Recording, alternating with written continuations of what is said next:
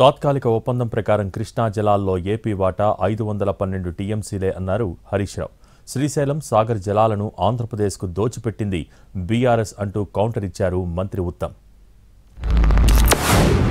3 నెలలుగా సాగర్ కుడికాలువ నుంచి రోజు 10,000 క్యూసెక్కులు పోతా ఉన్నాయి.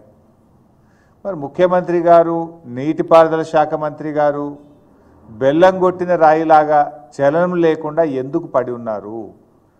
కృష్ణా జలాల్లో తాత్కాలిక ఒప్పందం ప్రకారం ఆంధ్రప్రదేశ్ వాటా 512 టీఎంసీలు, కానీ ఇప్పటికే ఆంధ్రప్రదేశ్ 657 టీఎంసీలు తీసుకుపోయింది.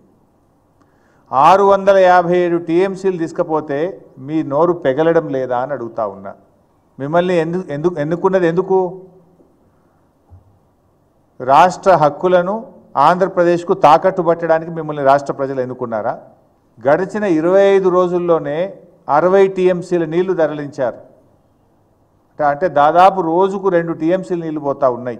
Krishna waters dispute tribunal, Brijesh tribunal ముందు వీళ్ళకి చేతగాలే.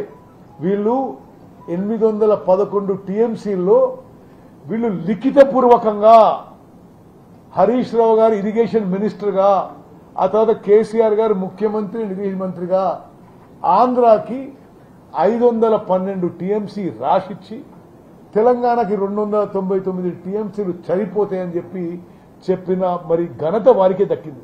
మేము వచ్చిన తర్వాత ఇది ఎన్ బ్లాక్ అలాట్మెంటు. ఇది మేము వాళ్ళు 10 ఏళ్ల పాటు ఒప్పుకున్న ఈ కృష్ణా నదీ జలాల వాటా కేటాయింపులో వాళ్ళు తెలంగాణకి అన్యాయం జరిగే విధంగా మరి గత ప్రభుత్వంలో పెద్ద మనుషులు ఒప్పుకున్న తర్వాత 10 ఏళ్ల పాటు లిఖితపూర్వకంగా మా ప్రభుత్వం వచ్చిన తర్వాత లేదు, ఇది మేము యాక్సెప్ట్ చేయము, తెలంగాణకే 550 టీఎంసీలు రావాలి, మీరునే ఆంధ్రాకి ఇవ్వండి అని చెప్పిన ఘనత మా ప్రభుత్వాన్ని, మా పార్టీది, మా ముఖ్యమంత్రి గారిది, మాది అని చెప్పి మనం చేస్తాం.